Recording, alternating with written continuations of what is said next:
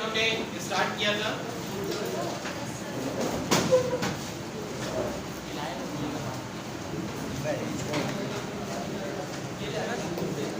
Yes, कौन बताएगा opportunity cost के बारे में? अपॉर्चुनिटी कॉस्ट का कॉन्सेप्ट। यस,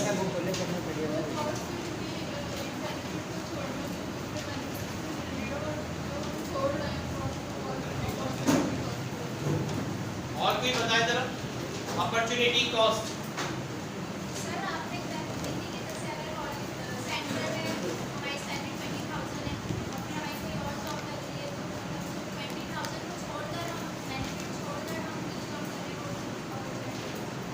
किसकी अपॉर्चुनिटी कॉस्ट कहलाएगी?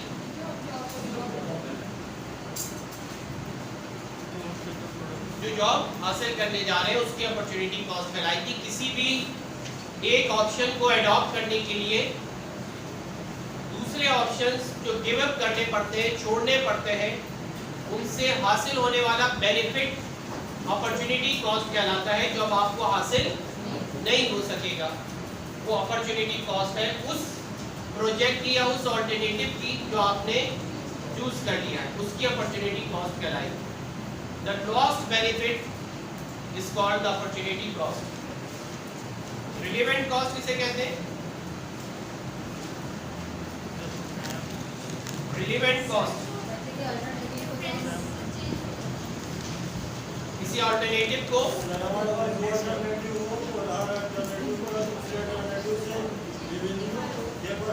कॉस्ट और रेवेन्यू में अगर डिफरेंस आ रहा है, alternative to alternative, case to case, अगर कॉस्ट या रेवेन्यू चेंज हो रही है तो वो कहलाएगी रिलेवेंट कॉस्ट।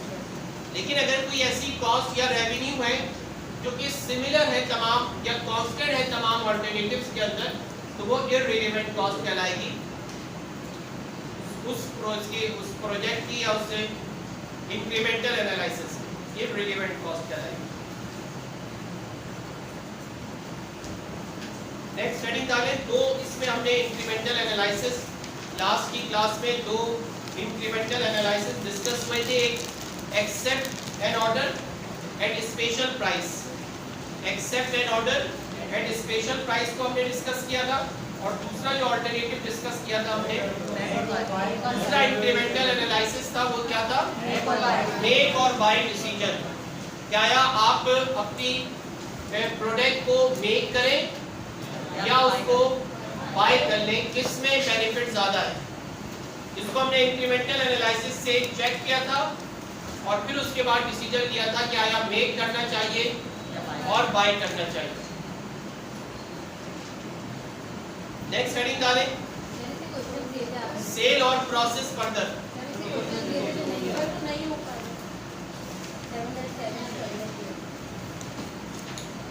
एक्सरसाइज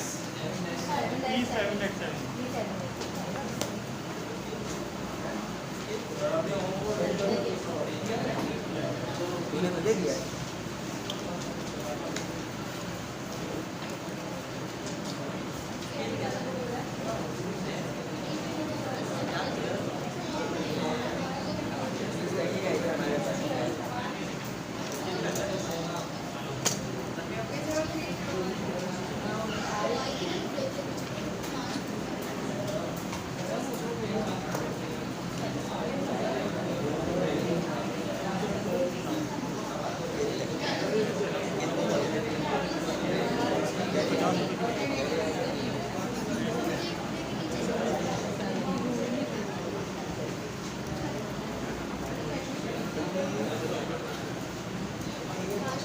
क्या चीज इसमें नहीं क्लियर हुई?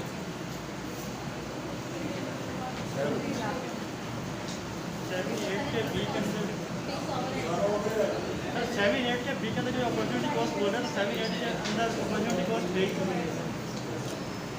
7-8 के बी बी पार्ट में इसकी अपॉर्चुनिटी कॉस्ट को ऐड कर देंगे ना उसमें। अपॉर्चुनिटी कॉस्ट क्वेश्चन में गिवन नहीं है, अपॉर्चुनिटी कॉस्ट क्वेश्चन में गिवन नहीं है। ये तो है 77 सर 7-8 की बात करो, क्वेश्चन 7-8 में 7-7 में या 7-8 में? 7-8 की बात करो। 7 होगा नहीं 8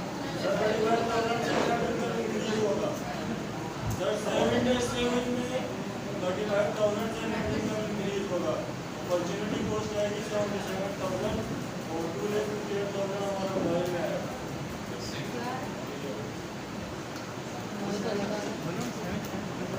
पेज नंबर बताइए, पेज ठीक नंबर है, इसको भी बताइए। देखते हैं। अभी आप पहले हेडिंग डालें अपने पास, अरे पेज सेल और नंबर प्रोसेस फर्दर, सेल और प्रोसेस फर्दर, सेल और प्रोसेस फर्दर। ये बैग किसका है? अपने अपने ऊपर बेटा, तुम आगे आ जाओ।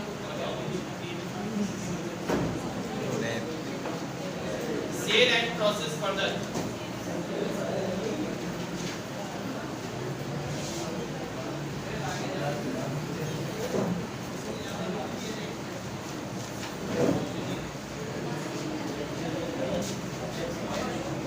देखिए, इसमें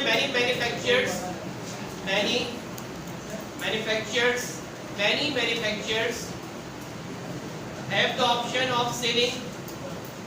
Many manufacturers have the option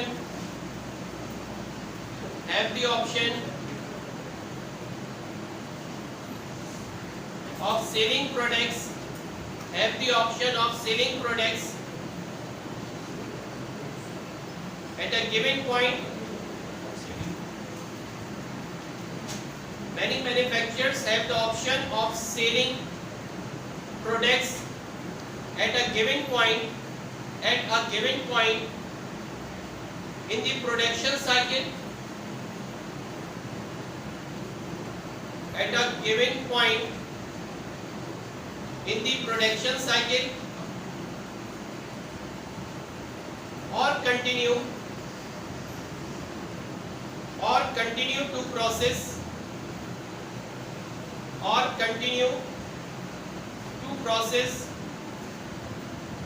with the expectation of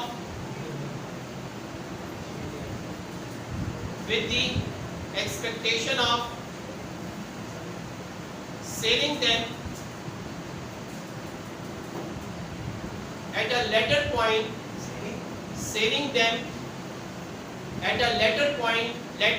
बाद में आने वाली पॉइंट पर, at a later point at a higher price, at a later point at a higher price.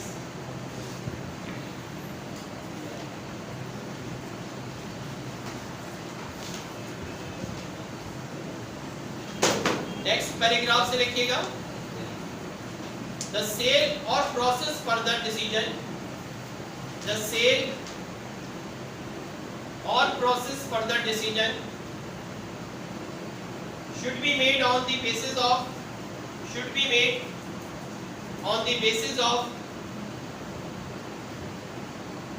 incremental analysis,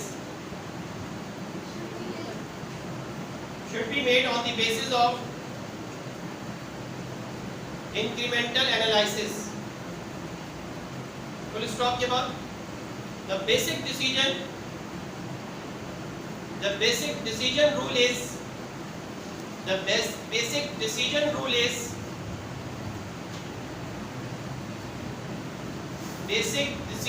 is inverted commas पे लिखें, process further as long as, inverted commas पे लिखें, process further as long as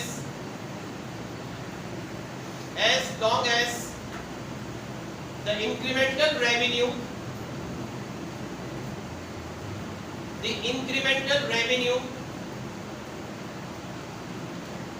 from such processing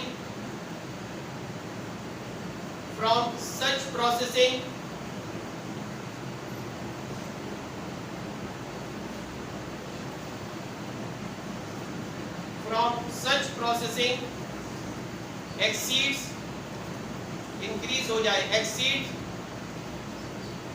the incremental processing cost, exceed the incremental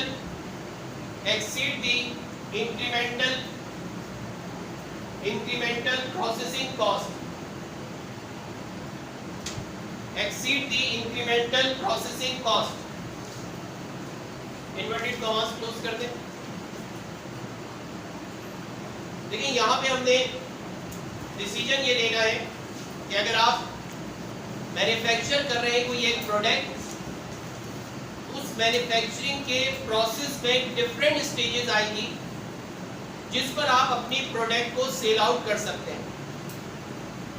different stages पर आप अपनी product sell out कर सकते हैं। मिसाल के तौर पर मैन्युफैक्चरिंग की जा रही है, ऑटोमोबाइल्स कंपनी मैन्युफैक्चर कर रही है ऑटोमोबाइल्स।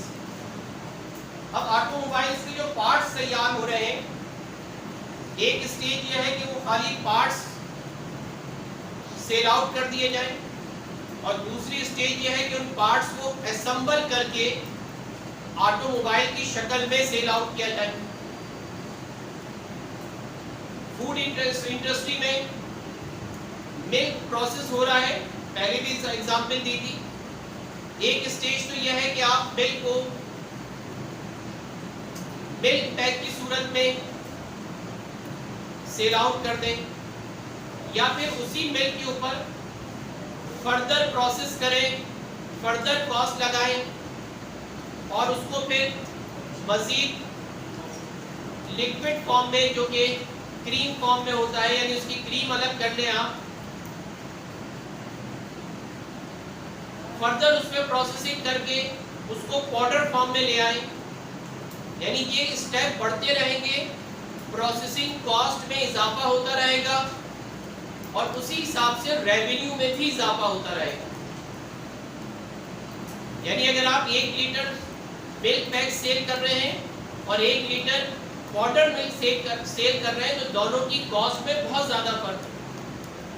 और फर्क इस वजह से है कि उस मिल्क के ऊपर आपने फर्दर कॉस्ट लगाई है, फर्दर प्रोसेसिंग करी है और उस लिक्विड फॉर्म को आप पाउडर फॉर्म में लेकर आए हैं, जिसकी वजह से उसकी कॉस्ट में इजाफा हुआ है। इसी तरह हर प्रोडक्ट के अंदर होता है। बाज़ दफा ऐसा होता है कि प्रोडक्ट्स स्टार्टिंग में सिंगल प्रोडक्ट पे काम हो रहा होता है। मिसाल के तौर पे जब ड्रिलिंग करी जाती है, मिनरल्स निकाले जाते हैं, ऑयल्स फैक्ट्रीज, ऑयल रिफाइनरीज जब ड्रिलिंग करती हैं, वहां से निकलने वाला जो ऑयल होता है उसके ऊपर आपने प्रोसेसिंग शुरू करी, तो उस ऑयल में से सिर्फ पेट्रोल नहीं निकलेगा, बल्कि उसमें से डिफरेंट प्रोडक्ट्स निकलेंगे। उसमें से पेट्रोल भी निकलेगा, डीजल भी निकलेगा, मिट्टी का तेल भी निकलेगा और गैसोलाइन वगैरह डिफरेंट चीजें उसमें से एक्सट्रैक्ट की जाएंगी उस एक ही प्रोडक्ट में से जो आपने ड्रिल करके निकाला। तो एक स्टेज तक तो उसमें कॉमन कॉस्ट आएगी, लेकिन जिस स्टेज के ऊपर आकर आप ये फैसला करें कि अब यहाँ से पेट्रोल की प्रोसेसिंग अलग हो जाएगी, डीजल की प्रोसेसिंग अलग हो जाएगी, हाई क्वालिटी पेट्रोल अलग चला जाएगा, मिट्टी के तेल की प्रोसेसिंग अलग हो जाएगी, उस पॉइंट को स्प्लिट ऑफ पॉइंट कहा जाता है, जहां से स्प्लिट हो जाए आपकी प्रोडक्ट, डिफरेंट पार्ट्स में डिवाइड हो जाए आपकी प्रोडक्ट। आया डिसीजन ये लेना है कि आप अपनी प्रोडक्ट को सेल किस स्टेज पर करें। ये भी तो मुमकिन है कि आप खाली ड्रिल करके प्रोडक्ट निकालें, ऑयल निकालें, रिफाइन करें और बगैर उसको डिफरेंट पार्ट्स में डिवाइड किए हुए सेल आउट कर दें, दूसरी कंपनी उसको फर्दर प्रोसेस करे। इसमें ज़्यादा फायदा है या खुद डिफरेंट प्लांट्स लगाकर उसको मजीद रिफाइन किया जाए और उसमें से पेट्रोलियम अलग की जाए, डीजल अलग किया जाए और डिफरेंट प्रोडक्ट्स को उसमें से अलग अलग किया जाए, या काम खुद किया जाए या उससे पहले ही इसको सेल आउट कर दिया जाए। इस डिसीजन को कहा जाता है कि सेल और प्रोसेस फर्दर। किसी एक पॉइंट पर सेल कर दो या उसके ऊपर फर्दर प्रोसेस करो। इसका बुनियादी उसूल क्या है? ये जो इन्वर्टेड कॉमास में लिखवाया, देखिए हमने इन्वर्टेड कॉमास में लिखवाया कि बेसिक रूल इसका यह है कि प्रोसेस फर्दर कब तक प्रोसेस फर्दर करें? As long as the incremental revenue, process further करने से जो रेवेन्यू में इजाफा आ रहा है, प्रोसेस फर्दर करने से जो आपकी सेल में इजाफा आ रहा है, उसकी कॉस्ट प्राइस में इजाफा आ रहा है वो ज्यादा हो, वो एक्सीड कर जाए, किससे एक्सीड कर जाए? इंक्रीमेंटल प्रोसेसिंग कॉस्ट से, यानी उसके फर्दर प्रोसेस करने में आने वाली कॉस्ट से ज्यादा उससे हासिल होने वाली रेवेन्यू में इजाफा अगर हो रहा है तो आप उसको फर्दर प्रोसेस करेंगे। मिसाल के तौर पे मिल्क पैक की तैयारी में पर यूनिट कॉस्ट आ रही थी $40 की और सेल हो रहा था वो $60 में। अगर आप इसको फर्दर प्रोसेस करते हैं तो $20 की फर्दर कॉस्ट आएगी, 40 से बढ़कर $60 कॉस्ट हो जाएगी, लेकिन उसकी रेवेन्यू में जो इजाफा है वो $30 का होगा। तो इंक्रीमेंटल रेवेन्यू $30 और इंक्रीमेंटल कॉस्ट $20 है, तो हम उसको फर्दर प्रोसेस करेंगे। लेकिन अगर इंक्रीमेंटल कॉस्ट इंक्रीमेंटल रेवेन्यू से ज्यादा हो जाए तो इस रूल के तहत उसको फर्दर प्रोसेस नहीं किया जाएगा। इसमें दो तरह के प्रोडक्ट्स आएंगे, एक सिंगल प्रोडक्ट, एक मल्टीपल प्रोडक्ट। सिंगल प्रोडक्ट ये कि आपने सिंगल प्रोडक्ट को बनाना शुरू किया, एक स्टेज पर जाकर आप उसे सेल आउट कर सकते थे, आपने कहा नहीं इसको मजीद रिफाइन करो, मजीद इसके अंदर फिनिशिंग लेकर आए, इसको मजीद बेहतर बना के सेल आउट किया जाए, मगर प्रोडक्ट सिंगल ही है। और दूसरा ऑप्शन यह है कि आपने एक प्रोडक्ट पे काम शुरू किया और एक स्टेज पर आकर वो स्प्लिट हो गई, डिफरेंट प्रोडक्ट्स में डिवाइड हो गई, वो मल्टीपल प्रोडक्ट डिसीजन कहलाता है। मल्टीपल प्रोडक्ट डिसीजन, उसमें ये देखा जाता है क्या स्प्लिट ऑफ पॉइंट पर सेल करना बेहतर होगा या हर प्रोडक्ट में स्प्लिट होने के बाद उसको फर्दर प्रोसेस करना बेहतर होगा। इस चीज का डिसीजन इंक्रीमेंटल एनालिसिस से लिया जाएगा।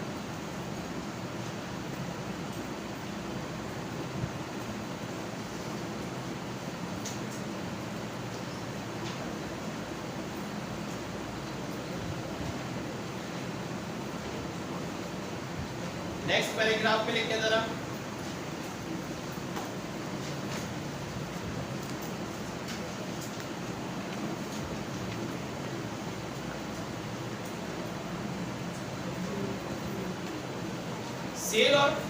सेल और प्रोसेस फर्दर डिसीजंस, सेल और process further decisions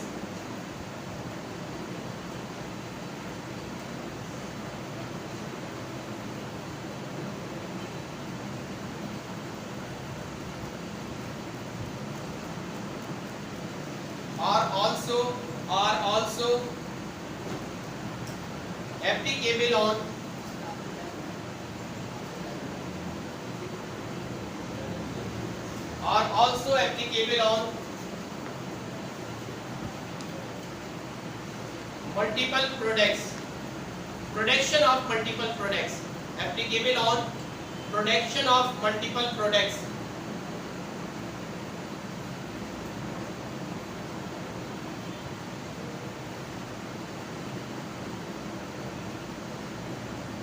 Full stop. A number of end products, a number of end products and E&P, a number of end products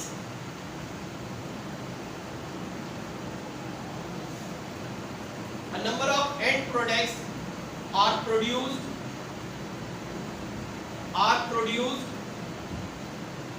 from a single raw material,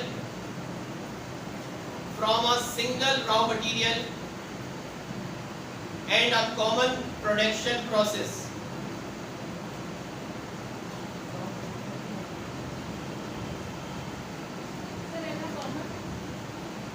Single raw material and a common production process. Full stop. These multiple end products,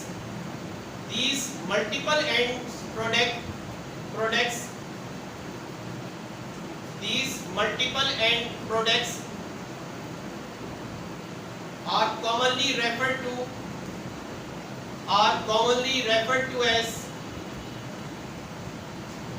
are commonly referred to as joint products.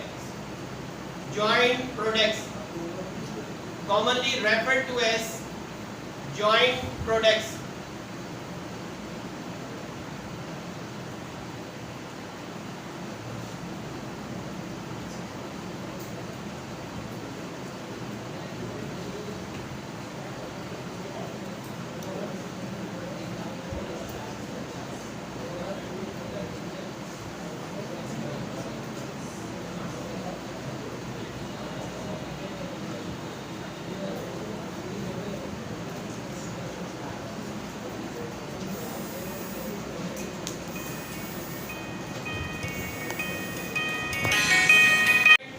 These decisions need to be re-evaluated as market condition changes. For example, if the price of skim milk increase relevant to the price of condensed milk, it may become more profitable to sell skim milk rather than process into the condensed milk. उसने कहा ये decision market condition पे भी depend करता है कि अगर market में डिमांड बढ़ गई है, स्किम मिल्क की डिमांड बढ़ गई, उसके प्राइस बढ़ गए, तो ये भी मुमकिन है कि स्किम मिल्क को सेल करना ज्यादा मुनाफे में हो as compare to condensed milk. Exercise निकालिए अपने पास।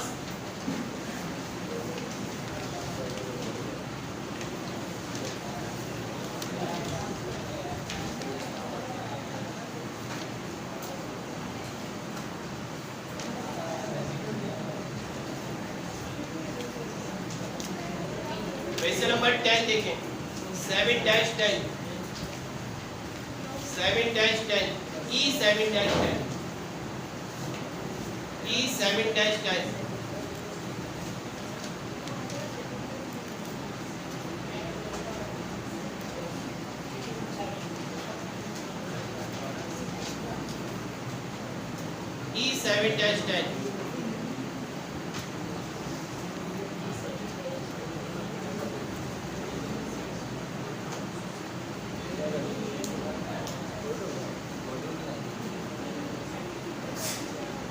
कहा जा रहा है कि कॉर्पोरेशन प्रोड्यूस कर रही है 3 separate products from a company.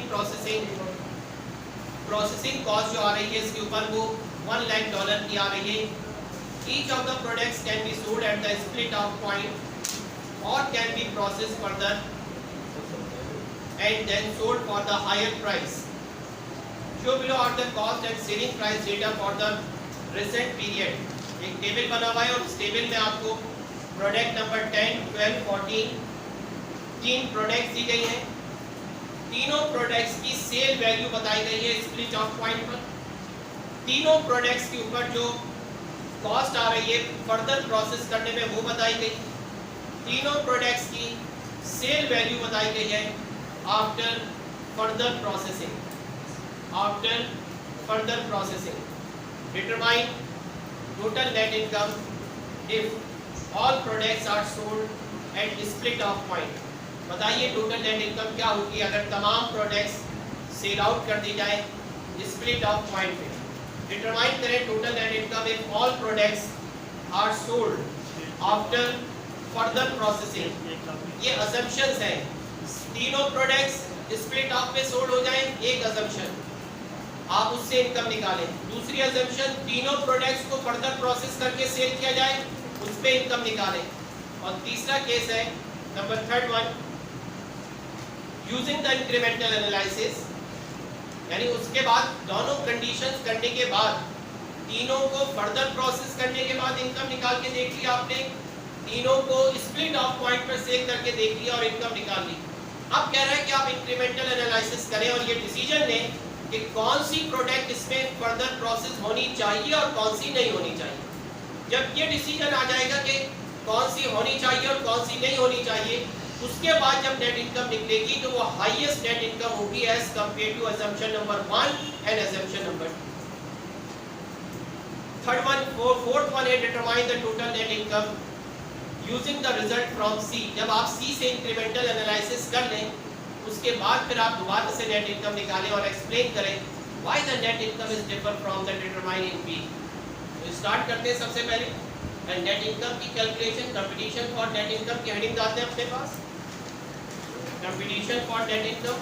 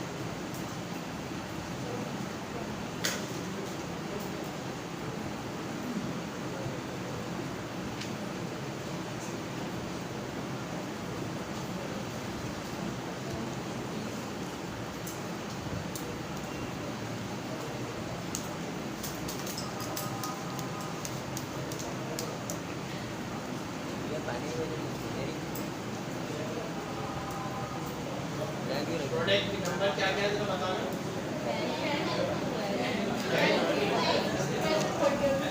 12 और बताइए रेवेन्यू क्या क्या? 60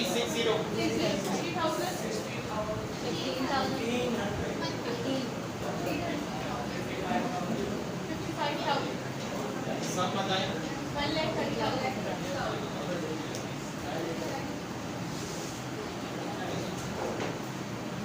1,30,000।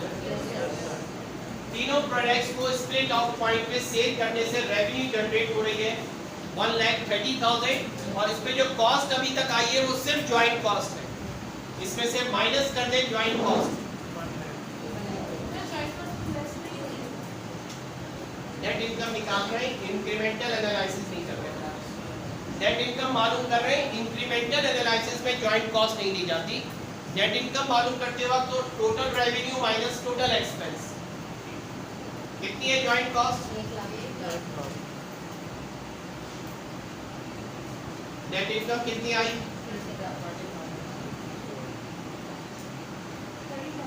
20,000 की net income.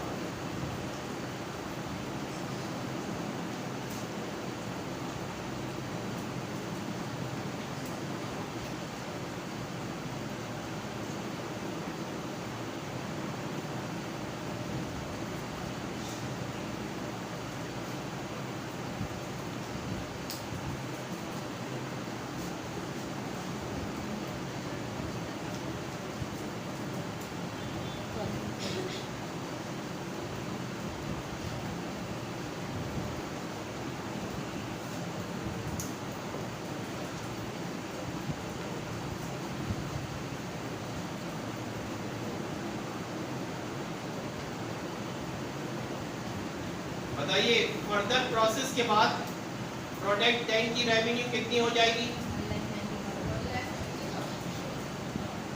1,90,000। Second 35,000। Third one 2,00,000। सम कर दें, टोटल रेवेन्यू आएगी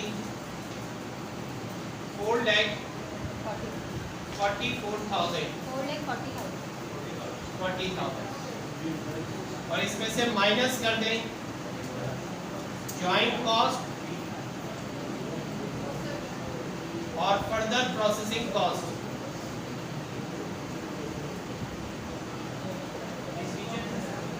ज्वाइंट कॉस्ट कितनी है? Further processing cost, further processing cost तीनों प्रोडक्ट की अलग अलग है। प्रोडक्ट 10, प्रोडक्ट 12, प्रोडक्ट 10 की 1,00,000, दूसरे की 30,000 और तीसरे की 1,50,000। टोटल फर्दर कॉस्ट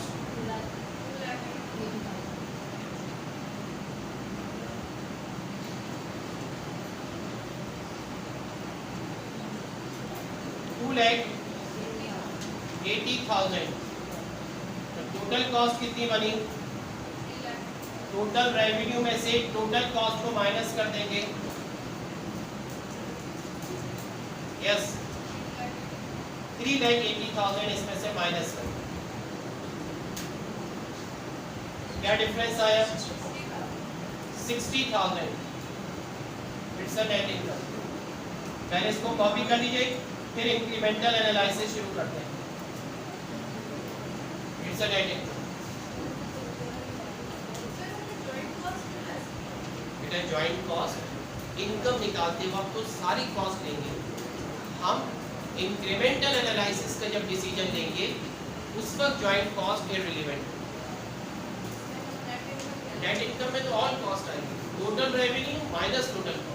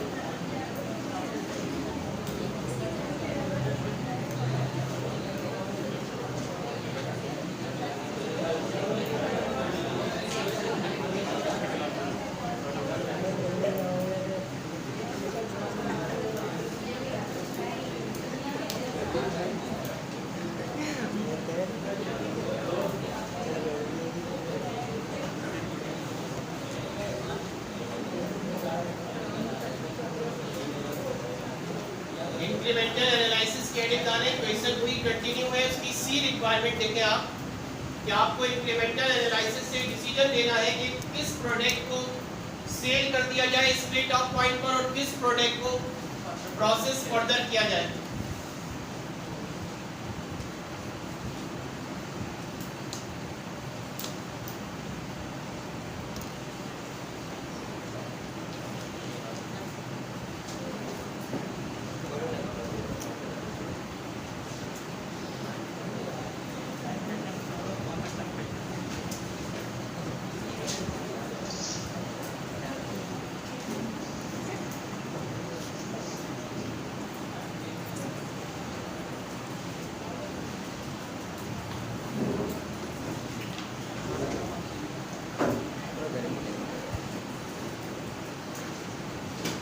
स्केल से भी इतनी सीधी लाइनें नहीं आती।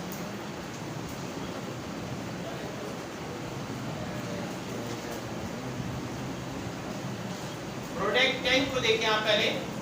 ये प्रोडक्ट 10 को अगर आप सेल करें स्प्लिट ऑफ पॉइंट के ऊपर तो कितनी रेवेन्यू जनरेट होगी स्प्लिट ऑफ पॉइंट पर सेल करने से? 60,000। अगर आप उसको फर्दर प्रोसेस करें और प्रोसेस फर्दर करने के बाद सेल आउट करें तो आप चेक करें क्वेश्चन के अंदर रेवेन्यू कितनी जनरेट हो रही है, उसको फर्दर प्रोसेस करने के बाद सेल अगर किया जाए 1,90,000 की रेवेन्यू जनरेट हो रही है। तो रेवेन्यू में जो इजाफा हो रहा है इंक्रीमेंटल रेवेन्यू जो है वो कितनी आएगी? इंक्रीमेंटल रेवेन्यू कहलाएगी 1,30,000। जबकि जो फर्दर कॉस्ट आ रही है further processing cost sir dollar में ना further processing cost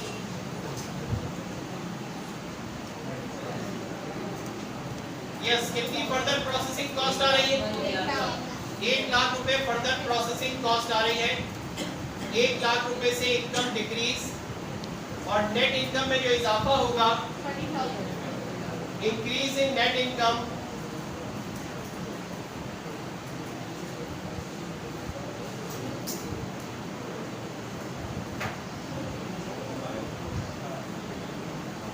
incremental income जो निकल कर आएगी वो 30,000 आएगी। अब आ जाए प्रोडक्ट नंबर 12 पर। कॉपी बाद में पहले सिर्फ देख ले जरा फिर कॉपी कर लीजिएगा। प्रोडक्ट नंबर 10 रेवेन्यू जनरेट हो रही है प्रोडक्ट नंबर 10 से 12 से कितनी रेवेन्यू जनरेट हो रही है? 15,000 और फर्दर प्रोसेस के बाद रेवेन्यू है 35,000। रेवेन्यू में इजाफा 20,000 का रेवेन्यू में इजाफा हो रहा है फर्दर प्रोसेस से और प्रोसेसिंग कॉस्ट जो आ रही है further processing cost 30,000।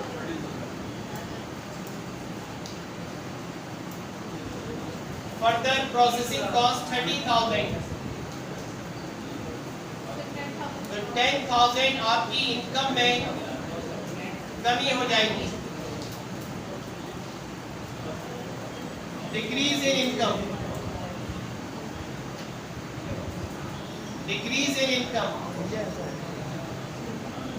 Incremental income जो है माइनस में आ रही है। तीसरी प्रोडक्ट आपके पास प्रोडक्ट नंबर 14 प्रोडक्ट नंबर 14 में आपने बताया सेल रेवेन्यू आपकी कितनी अमाउंट? रेवेन्यू 55 और आफ्टर प्रोसेसिंग डिफरेंस 1,60,000। जबकि फर्दर प्रोसेसिंग कॉस्ट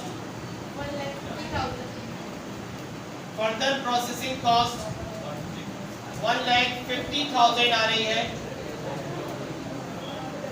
लिहाजा इंक्रीमेंटल इनकम कितनी आ गई? 10,000 की।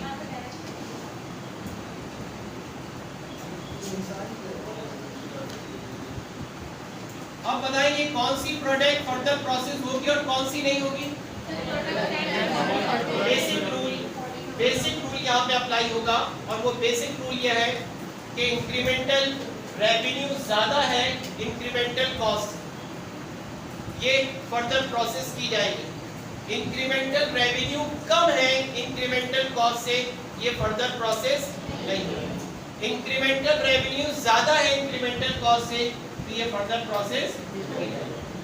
लिहाजा अब यहाँ पर इस इंक्रीमेंटल एनालिसिस के बाद इनकम स्टेटमेंट जब बनेगी तो उस इनकम स्टेटमेंट के अंदर आप requirement number D, competition for net income, हम नेट इनकम निकालने जा रहे हैं after incremental analysis. Incremental analysis करने के बाद आप इनकम स्टेटमेंट बनाने जा रहे हैं, इनकम को कैलकुलेट करने जा रहे हैं। तो सबसे पहले रेवेन्यू बताइए क्या क्या होंगी यहाँ पे, तीनों प्रोडक्ट्स की रेवेन्यू अलग अलग दिखा दी। Product 10, product 12 and product 14। बेटा प्रोडक्ट 12 जो सेल होगी वो आफ्टर प्रोसेसिंग बिफोर प्रोसेसिंग, यानी यहाँ पे डिसीजन क्या आएगा, यहाँ डिसीजन ये आएगा कि product number 10 and number 14 are processed further.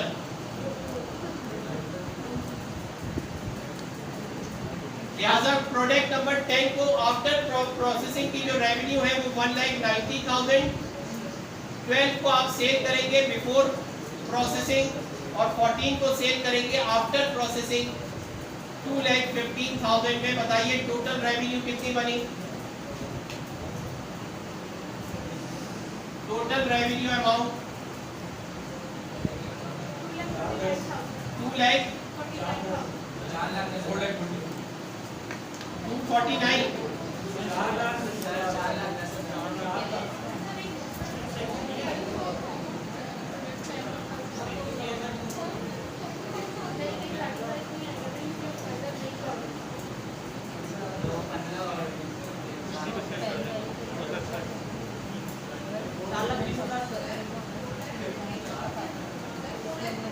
Right, 4,20,000 minus करें इसमें से, कॉस्ट माइनस करनी है इसमें से। सबसे पहले ज्वाइंट कॉस्ट कितनी है, ज्वाइंट कॉस्ट है 1 लाख और further processing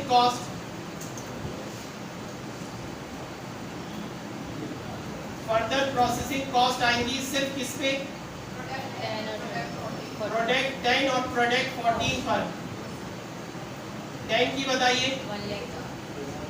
1 lakh further processing cost और 14 की बताएं 1,50,000। तो टोटल कितनी अमाउंट बनी 250।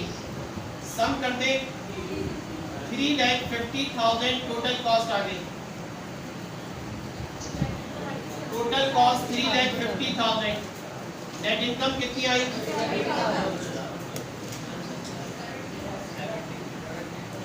पता ये चला कि जब आप इंक्रीमेंटल एनालिसिस करके इनकम निकालेंगे तो वो as compare to alternative 1 and alternative 2 highest net income आएगी जब आप इंक्रीमेंटल एनालिसिस करेंगे। कॉपी कीजिए इसको।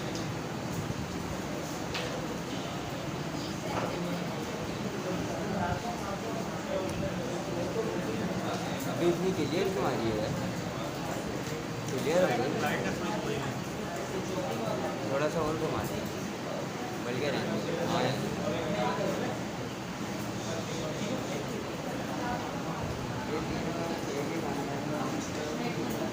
पैसा नंबर कौन सा ये,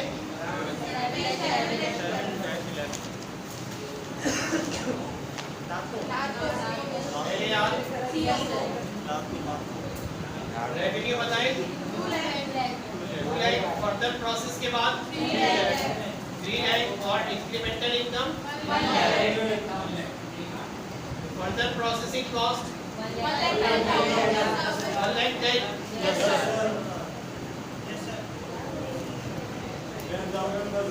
इंक्रीमेंटल इनकम आ गई, डिक्रीज इनकम आ गई 10,000। दूसरा बताएं रेवेन्यू में इजाफा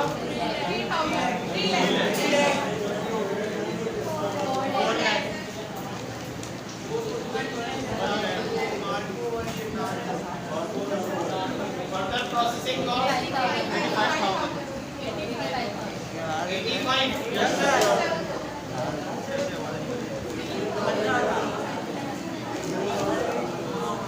तीसरा 4 लाख 5,000 और 3 लाख 95,000. Incremental cost 2,50,000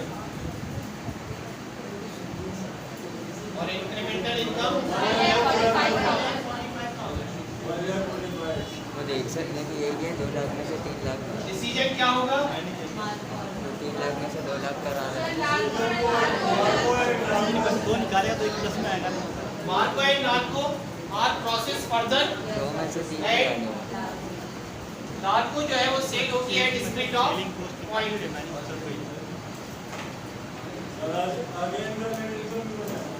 नहीं, उसकी रिक्वायरमेंट नहीं. Very good.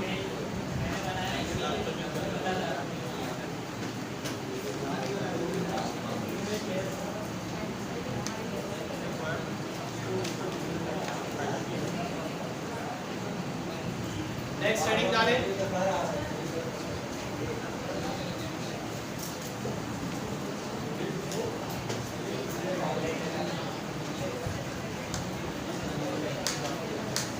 Repair, retain or replace equipment. Repair, retain or replace equipment.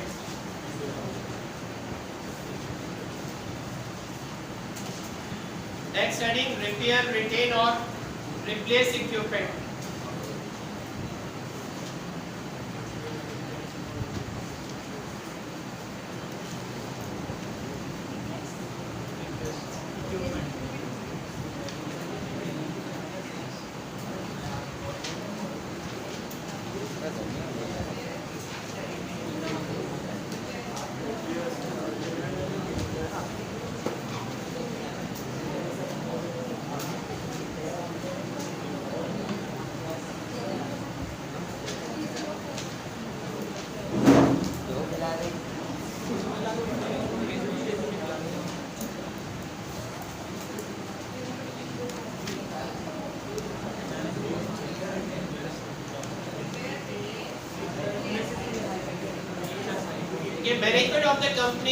Management of the company often has to decide. Management of the company often has to decide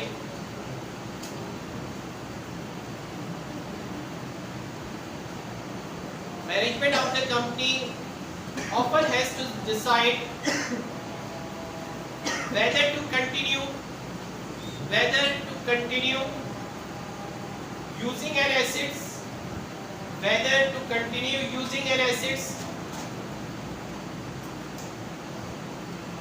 repair using an assets, repair or replace it, repair or replace it.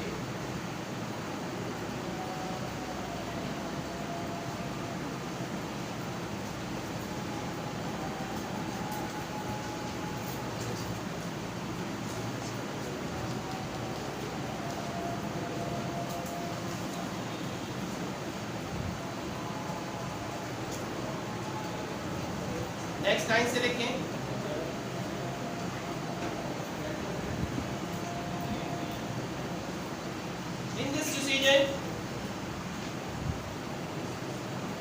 In this decision,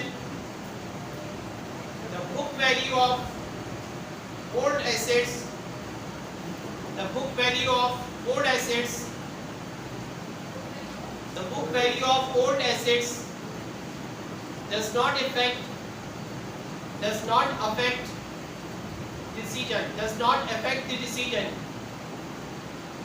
does not affect the decision.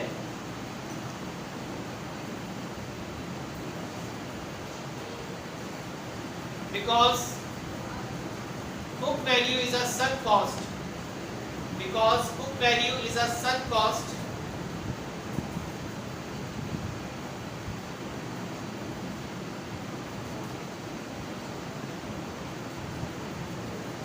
Which cannot be changed which cannot be changed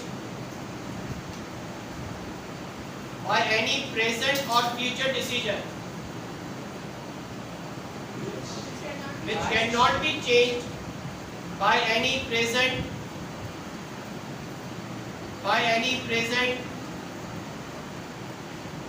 or future decision.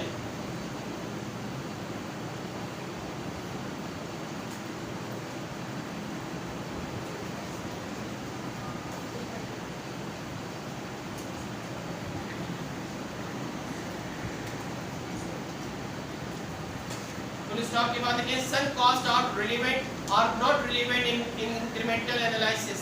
Some cost are not relevant in incremental analysis.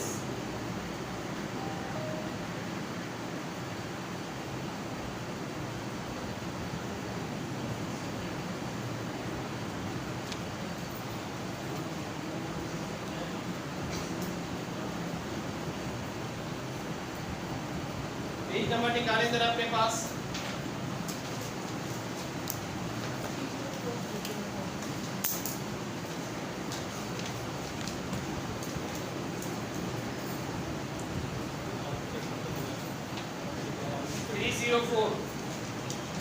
Page number 304.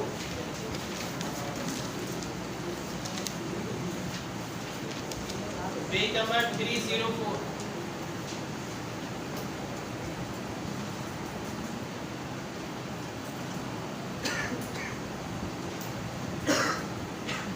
Page number 304 पे जो table बना हुआ है उस table से पहले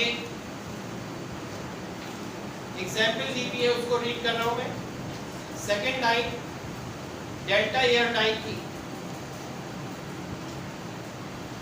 delta airline must decide whether to replace. Page number है 304. Heading है रिपेयर, रिटेन और रिप्लेस इक्विपमेंट. इसके फर्स्ट पैराग्राफ की सेकेंड लाइन रीड कर रहा हूं. For example Delta airline must decide whether to replace old jet with new one, more fuel efficient one. नया jet पुराने से ज़्यादा एफिशिएंट है. डिसीजन ये लेना है कि पुराना इस्तेमाल करते रहे कि इसको रिप्लेस कर दें न्यू वन से. To illustrate, assume that the Jeffcott company has a factory machine that originally cost $110,000. It has balance in accumulated depreciation of $70,000. So its book value $40,000. उसके पास ऑलरेडी जो जेट मौजूद है उसकी कॉस्ट बताई जा रही है $110,000. वो पिछले सालों में यूज होकर डेप्रिशिएट हो चुका है $70,000 का और उसकी बुक वैल्यू इस वक्त $40,000. एक नॉर्मल कैलकुलेशन तो ये होती है कि जब आप पुरानी चीज़ को सेल आउट करते हैं या एक्सचेंज करते हैं तो उसकी बुक वैल्यू से कंपेयर कर लिया जाता है. अगर सेल बुक वैल्यू से ज़्यादा में हो रहा है तो गेन, अगर सेल बुक वैल्यू से कम में हो रहा है तो लॉस. अगर एक्सचेंज प्राइस जिसको ट्रेडिंग अलाउंस कहते हैं अगर बुक वैल्यू से ज़्यादा है तो गेन ऑन ट्रेडिंग अलाउंस, अगर बुक वैल्यू से कम है तो लॉस ऑन ट्रेडिंग अलाउंस. यहाँ पर क्या है, यहाँ पर इंक्रीमेंटल एनालिसिस में ये जो बुक वैल्यू है ये इररिलेवेंट कॉस्ट है. इंक्रीमेंटल एनालिसिस में बुक वैल्यू को हम सम कॉस्ट का नाम देंगे और वो इंक्रीमेंटल एनालिसिस में इस्तेमाल नहीं होगी. क्यों नहीं होगी, आगे रीजन देखो. उसने कहा it has running useful life of 4 year, remaining useful life of 4 year. यानी वो जो 40,000 बुक वैल्यू है मजीद कितने साल चल सकता है, 4 साल. The company is considering replacing this machine with a new machine. A new machine is available that cost 1,20,000. नई मशीन की cost 1,20,000. It is expected to have zero salvage value at the end of its 4-year useful life. नई machine जो खरीदी जाएगी 4 साल जब ये चलेगी तो 4 साल के बाद इसकी यूजफुल लाइफ 0 होगी, यानी scrap value 0. If the new machine is acquired, the variable manufacturing cost. अब यहाँ पे बात आ गई कि अगर मशीन को हम खरीद लेते हैं, नई मशीन हम एक्सचेंज कर लेते हैं नई मशीन। तो एक्सचेंज करने की सूरत में वेरिएबल मैन्युफैक्चरिंग कॉस्ट जो है उसको ऑपरेट करने की जो कॉस्ट है are expected to decrease from $160 to $1,25,000। कमी आ जाएगी 160 से 125। कितनी कमी हो गई? 160 से 125, $25,000 पर ईयर की सेविंग हो जाएगी अगर आप पुरानी मशीन देकर नई मशीन खरीदते। ये इसकी ऑपरेटिंग कॉस्ट है, operating cost. And the old unit could be sold for $5,000. The incremental analysis for the 4-year period is as follows. अब देखिए टेबल बना हुआ है। आपको टेबल में क्या क्या चीजें पुट करनी है। टेबल में आपको बताया जा रहा है सबसे पहले कि वेरिएबल कॉस्ट कितनी आ रही है रिटेन करने की सूरत में और रिप्लेस करने की सूरत में। अगर आप वही एक मशीन को रिटेन करते हैं तो 4 से मल्टीप्लाई कर दे पर ईयर की कॉस्ट। पर ईयर की कॉस्ट 1,60,000 है। आप 1,60,000 को 4 से मल्टीप्लाई करें 6,40,000 टोटल कॉस्ट आएगी 4 सालों में, 4 सालों में। और अगर आप रिप्लेस कर देते हैं तो रिप्लेस करने से आपकी कॉस्ट पर ईयर 1,25,000 होगी। इसको 4 से मल्टीप्लाई करें 4 साल की कॉस्ट बनेगी $5 लाख।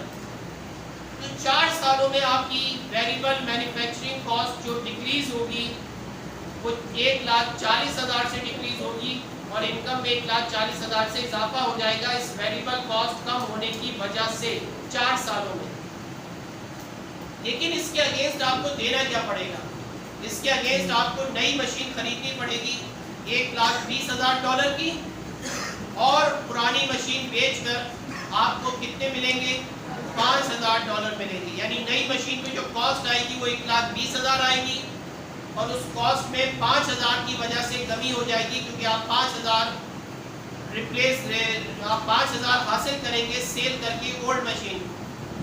तो रिप्लेस करने में टोटल अमाउंट जो आपकी आ रही है 4 सालों के अंदर वो 6,15,000 है और अगर आप रिटेन करते हैं तो टोटल कॉस्ट आ रही है 6,40,000। पता चला रिप्लेस करने में फायदा है, रिटेन करने में नुकसान। रिप्लेस करने में फायदा है, रिटेन करने में नुकसान है। यहाँ पर हमने ये नहीं देखा इस पूरी कैलकुलेशन में कि ओल्ड मशीन थी कितने की, ओल्ड मशीन की बुक वैल्यू क्या थी, ओल्ड मशीन को बेचने में नुकसान हो रहा है या फायदा हो रहा है, नहीं। यहाँ पर ये कैलकुलेट नहीं किया जाएगा। ये 5,000 रुपये जो माइनस में आ रहा है, 1,20,000 जो माइनस में इसलिए है कि रिप्लेस करने से 1,20,000 कॉस्ट आएगी नई मशीन की, इनकम में 1,20,000 की कमी होगी। वेरिएबल कॉस्ट 1,40,000 कम होगी तो इनकम में 1,40,000 का इजाफा होगा। सेल करने से मशीन की जो पैसे आएंगे उससे रिप्लेसमेंट कॉस्ट में 5,000 की कमी होगी और इनकम में 5,000 का इजाफा होगा। इसलिए प्लस माइनस ब्रैकेट के साथ लगेगा। तो डिसीजन क्या हुआ? डिसीजन ये हुआ in this case it would be the company advantage to replace the equipment. Advantage किसमें है कि इक्विपमेंट को क्या कर दिया जाए? रिप्लेस कर दिया जाए। The lower variable manufacturing cost due to replacement more than the offset the cost of the new equipment. Not that the $5,000 received from the sale of the old machine is relevant to the decision because it will only be received if the company choose to replace its equipment. सिर्फ ये वो 5,000 रुपए हैं जो old machine से हासिल होंगे अगर मशीन को रिप्लेस किया जाता है। इसके अलावा जितनी कॉस्ट थी वो सम कॉस्ट है, वो कॉस्ट अब not relevant in incremental analysis. Internally and trade-in allowance or cash disposal value of existing assets is relevant to decision or retain or replaces equipment. जो ट्रेड इन अलाउंस की amount होती है, जो cell की amount होती है, जैसे यहाँ 5,000 रुपये सेल करके आ रहे हैं या वो कहता है एक्सचेंज करके 10,000 रुपये आ रहे हैं, ये अमाउंट तो आपकी रिलेवेंट कॉस्ट होगी और इसको इंक्रीमेंटल एनालिसिस में लिखेंगे, लेकिन जो बुक वैल्यू है वो आपकी इररिलेवेंट कॉस्ट कंसीडर की जाएगी। On the other point should be mentioned regarding Jeffcourt decision, the book value of the old machine does not affect the decision. Book value is a sunk cost, and which is a cost that cannot change by any present or future decision. Sunk costs are the relevant in incremental analysis, are not relevant in incremental analysis. In this example, if the assets retain, अगर इसी example में कहा गया कि retain किया जाता, book value will be depreciate over its remaining useful life, or if the new units is acquired, book value will be recognized as a loss of the current period. Thus, the effect of the book value on the current and future earning is the same, regardless of the replacement decision. Sometimes decision regarding whether to replace equipment or could be the behavior decision making error. For example, suppose a manager spent 90,000 repairing a machine. ये और example है इससे हट के, अभी जो ऊपर वाली एग्जाम्पल थी वो सिर्फ रिप्लेस करने की थी. अब ये सेकंड लास्ट पैराग्राफ जो आ रहा है इसमें देखें, उसने कहा है कि for example suppose a manager spend $90,000 repairing a machine 2 months ago. Machine को 2 महीने पहले ही रिपेयर करवाया गया था जिसमें $90,000 खर्च हुए. Now suppose that the machine break down again today, और फिर दोबारा मशीन खराब हो गई.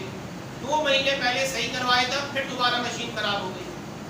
हम और आप कभी भी ये डिसीजन इस तरह से नहीं सोचते. मिसाल आपको दूं कि आपके घर में एक स्प्लिट एसी लगा हुआ है, 3 साल से वो आप इस्तेमाल कर रहे हैं, और अब आप ये सोचते हैं कि आया इन्वेंटर लगवाया जाए या ना लगवाया जाए. तो मैक्सिमम लोग ये सोचते हैं कि अभी 3 ही साल तो हुए हैं, जब तक ये चल रहा है इसको चलाओ, जब ये खराब हो जाएगा, यूजलेस हो जाएगा तो नया एसी खरीद लेंगे.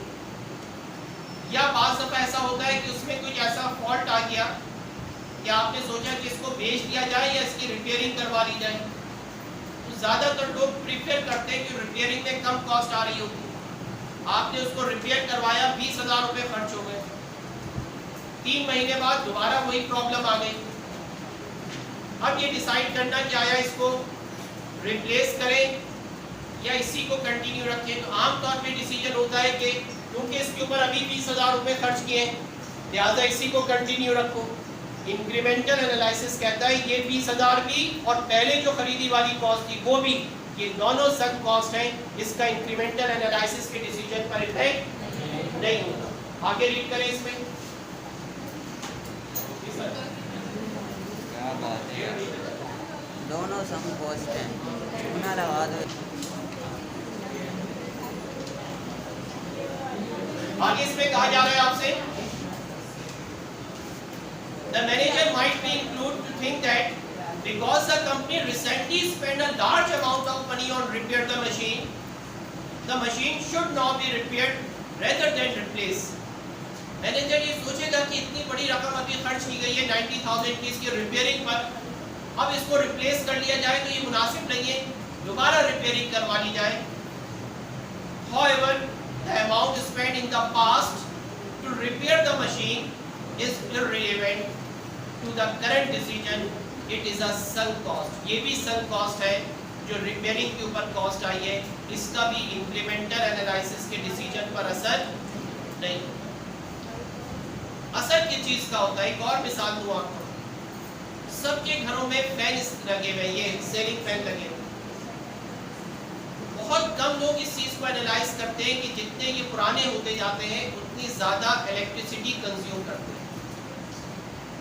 नई टेक्नोलॉजी जो आ रही है वो कम इलेक्ट्रिसिटी यूज करती है, बहुत कम इलेक्ट्रिसिटी यूज करती है. एक पंखे की इलेक्ट्रिसिटी का बिल महीने का मिसाल के तौर पर 1,000 रुपये बनता है. फॉर एग्जाम्पल, अगर आप उसको रिप्लेस कर दें, नई टेक्नोलॉजी, नए फैन उसको लगा दें, तो उसकी कॉस्ट कम होकर 400 रुपये रह जाएगी इलेक्ट्रिसिटी की कॉस्ट. अब आप साल की कॉस्ट लगा लें कि अगर 1,000 रुपये का खर्चा आ रहा है तो साल के 12,000 रुपये आप इलेक्ट्रिसिटी में दे रहे हैं. नया फैन लगाने से 400 रुपये का खर्चा आ रहा है, 12 के हिसाब से आप मल्टीप्लाई कर रहे हैं, 4,800 रुपये दे रहे हैं. सालाना बचत 5,200 रुपये की हो रही है, बल्कि नहीं 7,200 रुपये की सालाना बचत हो रही है. जबकि नया पंखा आ रहा है 5000 का, 6000 का, फौरन चेंज कर लेना चाहिए। लेकिन हम ये सोचते ही नहीं। हम तो सोचते हैं जब तक जल के जल घुट ना जाए उस वक्त तक चलाते रहो, जब तक धुआं ना निकलने लगे इससे। ये आपकी बात नहीं, मेरी बात नहीं है। मैं घर का पंखा उसी वक्त तब्दील करूंगा जब उसमें से बदबूदार धुआं निकलेगा। मैं कहूँगा अब ये बन भी नहीं सकता, अब इसको नया खरीदते हैं। जबकि जो इस कॉस्ट को कॉस्ट कॉन्शियस होते हैं लोग, मेरे दोस्त हैं एक तो ऐसे बहुत ज़्यादा कॉस्ट कॉन्शियस है, वो फौरन रिप्लेस करते हैं फैन को। उन्हें अंदाज़ा हुआ कि एक दफ़ा इसकी रिपेयरिंग हो चुकी है, अब इसकी वाइंडिंग जो है वो रिप्लेस हो चुकी है, अब ये इलेक्ट्रिसिटी ज़्यादा कंज्यूम करेगा, बेहतर ये है कि इसको बेच के नया ले लिया जाए। इसी तरह दूसरी मशीनरीज पर है। फ्रिज आपने बार बार बनवाया, पता चला वो फ्रिज के अंदर आपको मालूम है कि अगर एक सही प्रॉपर फ्रिज चल रहा है तो वो ऑटोमेटिक बंद हो जाता है, जैसी कूलिंग उसकी मुकम्मल हुई बंद हो गया। एसी में भी यही है, स्प्लिट एसी आपके घरों में लगे हुए, एक खास टेम्परेचर पे जब आएगा तो बंद हो जाएगा, फिर उसका कंप्रेसर दोबारा स्टार्ट होगा, फिर बंद हो जाएगा वो। लेकिन अगर वो कंप्रेसर वीक है या कूलिंग सही नहीं कर रहा तो कंटिन्यूस चलता रहेगा, इलेक्ट्रिसिटी ज़्यादा यूज़ करेगा। तो जो कॉस्ट कॉन्शियस होते हैं वो इस बात को लाजमी कंसीडर करते हैं कि ये एसी बाज़ाहिर सही चल रहा है, लेकिन क्योंकि ये वीक हो गया है, कंटिन्यूस चल रहा है, इसका कंप्रेसर बार बार बंद नहीं हो रहा, बेहतर ये है कि इसको फौरन रिप्लेस कर दिया जाए, क्योंकि इसकी जो ऑपरेटिंग कॉस्ट है वो बहुत ज़्यादा है। इसकी ऑपरेटिंग कॉस्ट आइंदा 4 सालों में इतनी ज़्यादा होगी कि उसके अगेंस्ट हम इसका नया खरीदते तो आधे पैसों की बचत हो सकती है। ये चीज़ इंक्रीमेंटल एनालिसिस में देखी जाती है। जी बोले।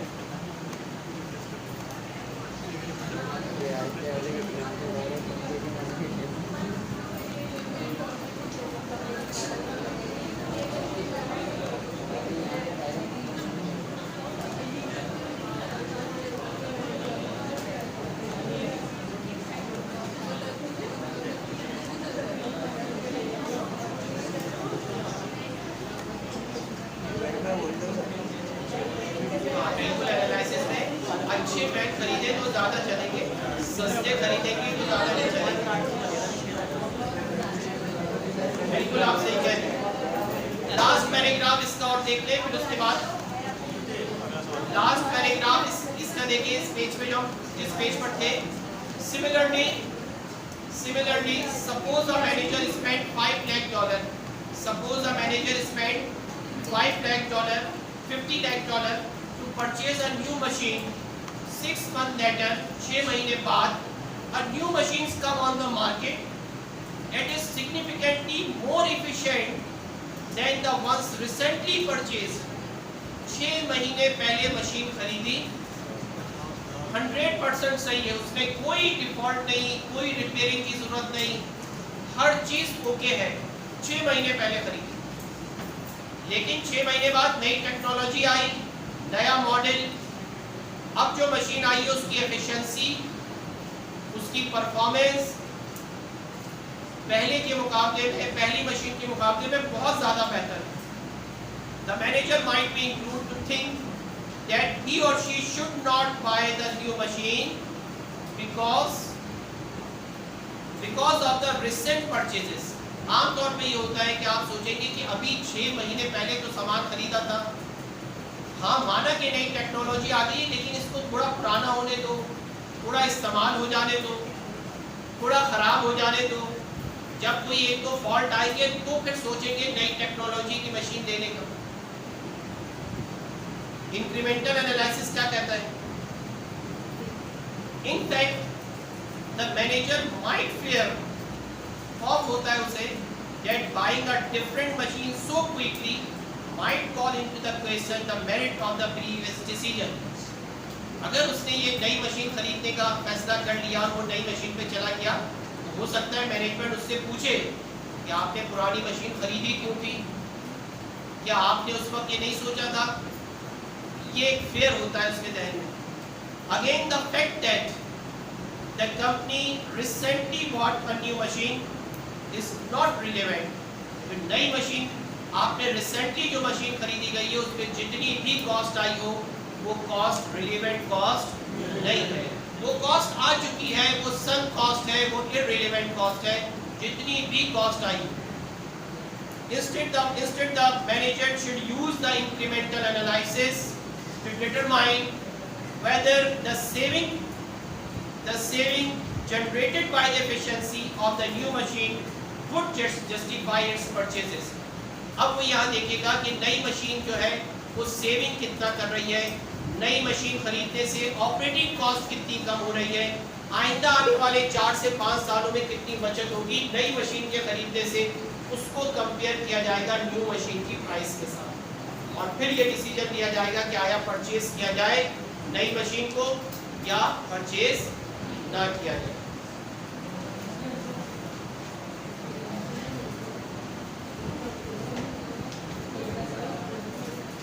क्वेश्चन नंबर 14, बस ये दो ही करेंगे, तीसरा आखिरी जो है वो कल डिस्कस करेंगे इसमें, ये लास्ट है हमारा। क्वेश्चन 14 देखें, question number 14 E7-14 E7-14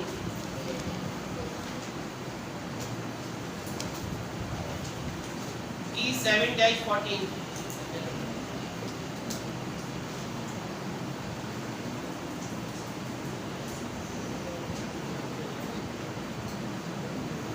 E7-14 में कंपनी यूज कर रही है computer to handle its sell invoices. उसने कहा कि यहाँ पे एक मशीन यानी computer machine type printer machine कोई भी एक मशीन है, सेल इनवॉइसेस के लिए इस्तेमाल हो रही है। Italy business has been so good that it take an extra 3 hours per night plus every third Saturday to keep up with the volume of sale invoices। Business में इतनी ज़्यादा सेल इनवॉइसेस बनानी पड़ती हैं कि उसके लिए एक्स्ट्रा रोज़ाना 3 घंटे एक्स्ट्रा काम करना पड़ता है, हर तीसरे हफ्ते को सेल इनवॉइसेस निकालनी पड़ती हैं। Management is considering updating its computer with a faster model that would eliminate off all our night processing cost.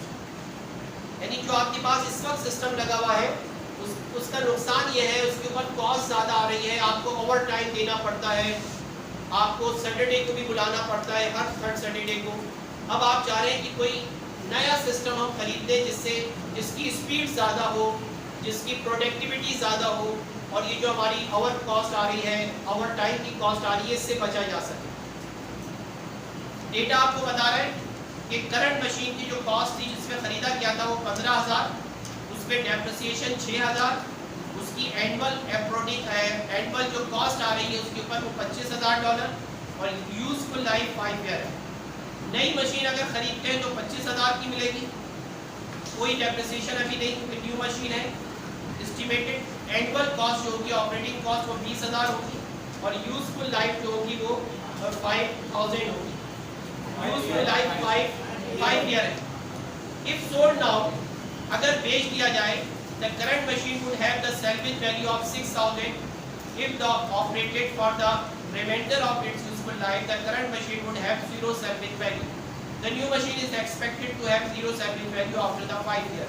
अगर इसको अभी बेचा जाएगा तो 6,000 रुपये हमें मिल जाएंगे, इसकी salvage value 6,000 रुपये। Should the current machine be replaced? पूछा जा रहा है आपसे, क्या करंट मशीन को रिप्लेस करना चाहिए? इसके लिए आप सिर्फ टेबल 2 बनाएंगे जो अभी हमने डिस्कस किया यहाँ पे, रिटेन इक्विपमेंट और रिप्लेस इक्विपमेंट का, रिटेन मशीन और रिप्लेस मशीन का। हेडिंग डाले अपने पास incremental analysis, retain, replace.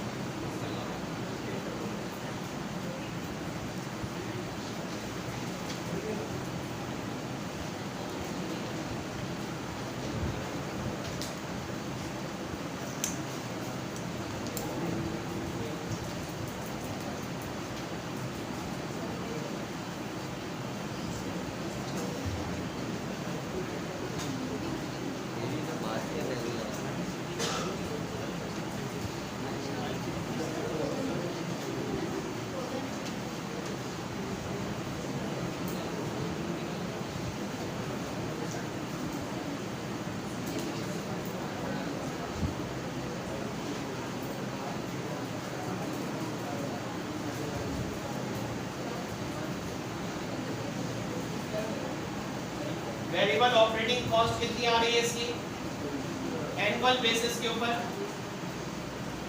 Variable operating cost 25,000 और 20,000। Variable operating cost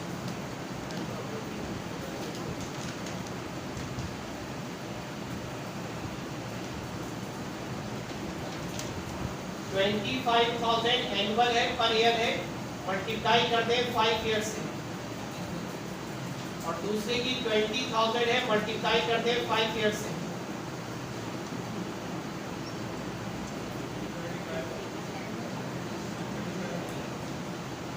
$1,25,000 and $1,00,000.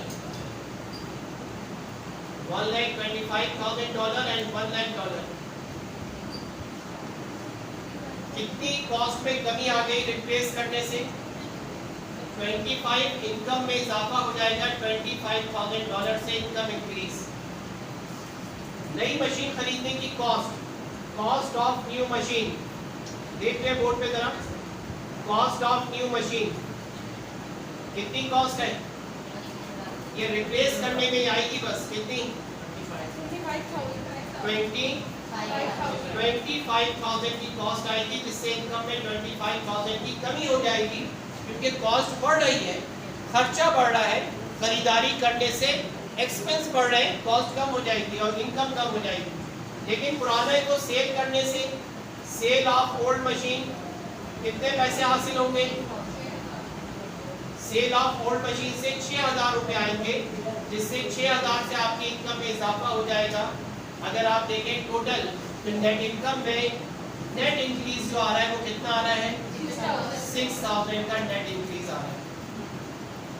Retain करने में टोटल 5 सालों में कॉस्ट 1,25,000 आएगी, जबकि रिप्लेस करने में 1,19,000 रुपए की कॉस्ट आएगी। कॉपी कर लीजिए। डिसीजन क्या होगा? Machine should be replace.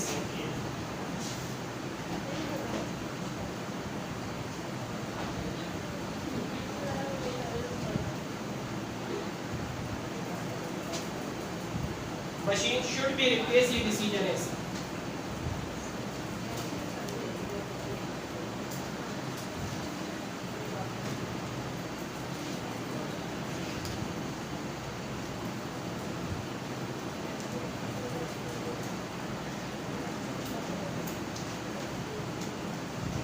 जो सवाल आप आज पूछ रहे थे मुझसे, आप तो आज घर जाके दोबारा ट्राई कीजिएगा। अभी क्लास में देखते हैं कि कौन कौन करके लाए।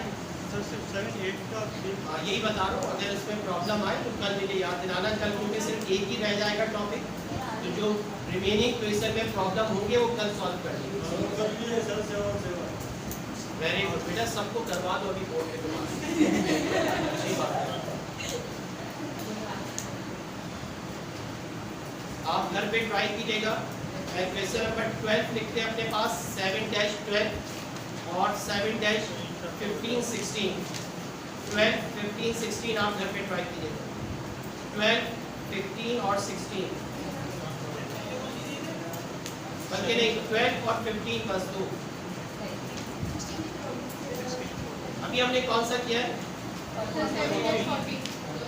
15 आपका उससे रिलेटेड नहीं है। 15 नेक्स्ट डिसीजन है। आप अपने पास 12, 13 लिख लीजिए। 12 और 13 लिख लीजिए। 12 और 13